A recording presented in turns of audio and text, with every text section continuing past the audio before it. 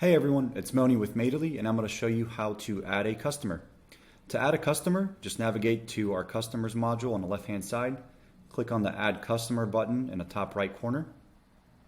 Start filling out the details. The only actual field that is required is the first name field. Everything else is up to you to fill out. I'm going to go ahead and fill out a couple of fields here for you so you can see how it looks. As you finish off the first section, you'll see the additional address drop-down. You can click on that and add additional addresses for that customer if you'd like.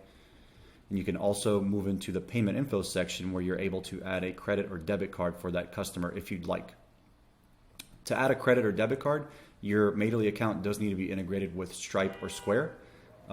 Once you're through filling out the payment info section, if you choose to, you can click on Save New Customer, which will bring you back to the main customer list view screen.